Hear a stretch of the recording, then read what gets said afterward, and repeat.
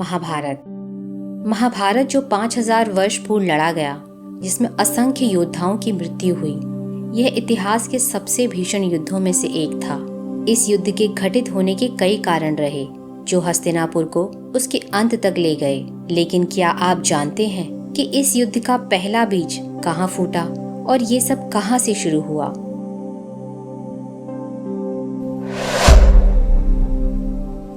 इसकी शुरुआत होती है एक श्राप से जो अछोदा नामक एक स्त्री को मिला था। एक समय की बात है, अछोदा अपने बहुश्रुत पितरों की तपस्या कर रही थी। उसकी तपस्या से प्रसन्न होकर उसके पितर उसके सामने प्रकट हो गए, जिनमें से एक पितर अमावसु पर अछोदा आकर्षित हो गई। पर जब यह बात पितरों को पता चली तो उन्होंने अछोदा को श्राप दे दिया कि वे पृथ्वी पर जन्म लेगी और उसका विवाह राजा शांतनु से होगा, जिनसे उसे 2 संतानों की प्राप्ति होगी और साथ ही वह भगवान विष्णु के अवतार को भी जन्म देगी और तभी वो श्राप से मुक्त हो पाएगी।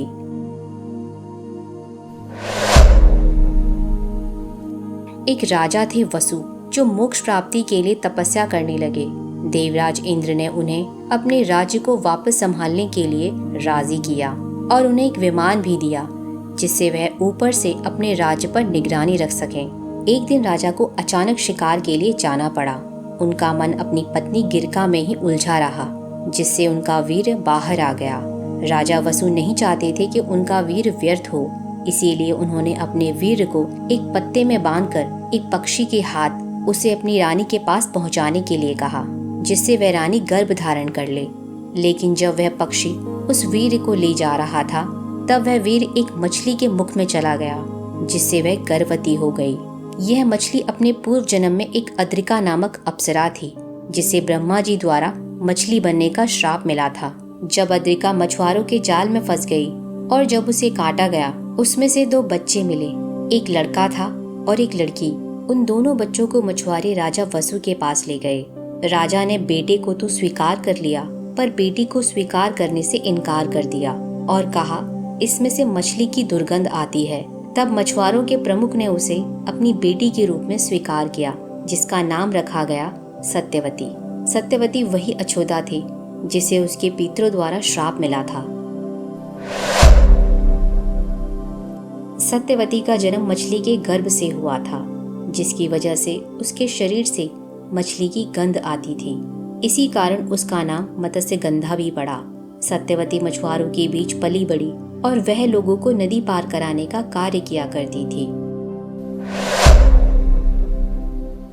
पराशर मुनि बहुत ही महान और बुद्धिमान मुनियों में से एक थे। उन्हें ये पहले ही ज्ञात था कि वह भगवान विष्णु के अवतार के निमित्त बनेंगे और वह स्त्री जो इस कार्य की भागीदार बनेगी वह राजा वसु की पुत्री होगी, जो बाद में कुरु वंश की रानी बनेगी। पराशर मुनि तीर्थ यात्रा पर थे। उन्होंने तट पर सत्यवती को देखा और उन्हें देखते ही समझ गए कि ये वही सत्यवती है।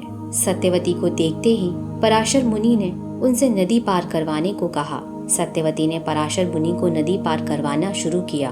पराशर मुनि ने सत्यवती को सारी घटना बताई और वह उस कार्य के लिए तैयार हो गई, पर उन्हें कुछ आशंका थी। इसीलिए उन्होंने पराशर मुनि के सामने अपनी बात रखी कि मैं एक अनुशासित बेटी हूँ और अगर मैं आपकी बात मानती हूँ तो मैं अपना कुंवारापन खो दूंगी और लोग उनकी निंदा करेंगे। पर मुनि ने उन्हें बताया कि बच्चे के जन्म देने के बाद वह कुंवारी ही रहेंगी। वह दोनों नदी के बीचों बीच थे। दोनों किनारों पर लोग खड़े हुए थे। पराशर मुनि ने कोहरा बनाकर दोनों को छुपा लिया। जब तक वह दोनों नदी के किनारे तक पहुंचे, बच्चा जन्म ले चुका था।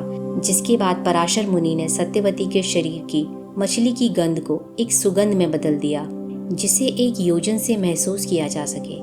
इसके बाद पराशर मुनि बच्चे को अपने साथ ले गए और सत्यवती पहले की तरह अपने परिवार के साथ रहने लगी।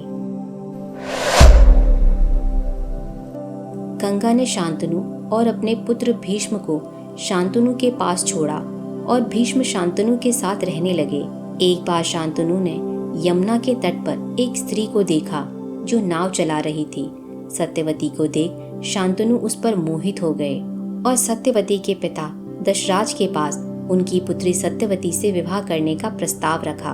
विवाह के प्रस्ताव पर सत्यवती के पिता ने कहा कि वह अपनी पुत्री का विवाह तभी करेंगे कि जब उनकी पुत्री का पुत्र हस्तिनापुर की राजगद्दी पर बैठेगा। ऐसा सुनकर शांतनु निराश होकर चले गए, क्योंकि वे भीष्म को राजगद्दी से नहीं हटा सकते थे, क्योंकि भीष्म उनका इकलौता पुत्र था।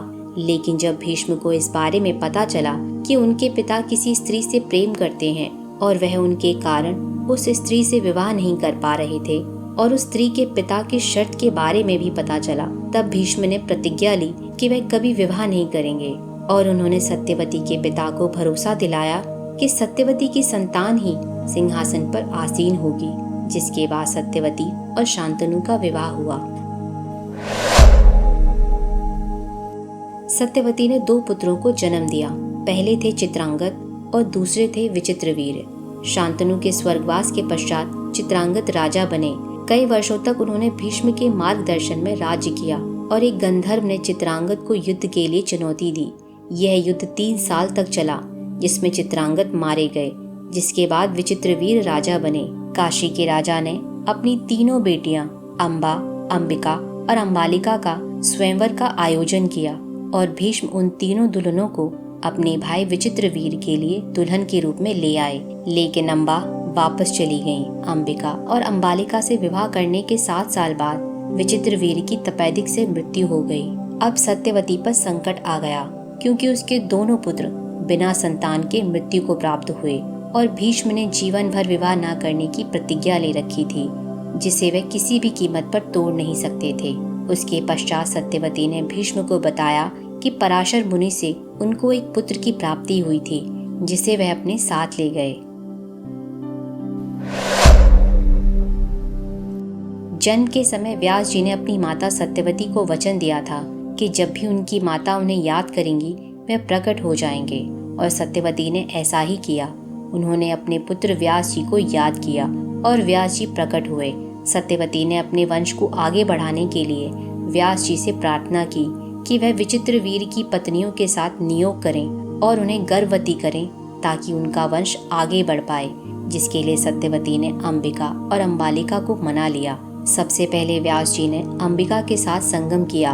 अंबिका व्यास जी को देखकर डर गई और उसने अपनी आंखें बंद कर ली, जिसकी वजह से उसका पुत्र अंधा पैदा हुआ, जो धृतराष्ट्र कहलाया। उसके बाद व्यास जी ने अंबालिका के साथ संगम किया। अंबालिका व्यास जी को देखकर पीली पड़ गई, जिसके कारण उन्हें पांडु की प्राप्ति हुई, जो पांडु रोग से पीड़ित हुए। पांडु रोग का अर्थ है एक ऐसा रोग जिसमें व्यक्ति के शरीर में रक्त धातु की कमी हो, जिसे आम भाषा में एनीमिया कहते हैं। जब सत्यवती को इस बारे में पता चला कि उसके होने वाले दोनों पौत्र शारीरिक रूप से अस्वस्थ होंगे, तब सत्यवती ने व्यास को एक बार फिर अंबिका के साथ संगम करने को कहा। इस बार अंबिका ने अपनी दासी को व्यास जी के पास भेज दिया, जिससे उस दासी को एक पुत्र की प्राप्ति हुई, जो विदुर कहलाए।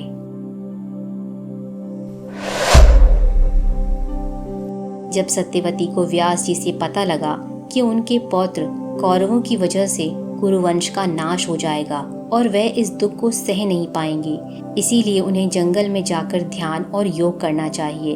और सत्यवती ने यही निर्णय लिया कि वह जंगल के लिए प्रस्थान करेंगी। उनके साथ अंबिका और अंबालिका भी जंगल के लिए प्रस्थान कर गईं। उन तीनों ने अपना शेष जीवन जंगल में ही व्यतीत किया और मृत्यु प्राप्त होने पर सत्यवती अपने लोक पितृलोक चली गई और अंबिका और अंबालिका को स्वर्ग की प्राप्ति हुई। अगर आपको ये वीडियो अच्छा लगा हो तो वीडियो को लाइक, शेयर और सब्सक्राइब करें और बेल आइकन दबाना ना भूलें।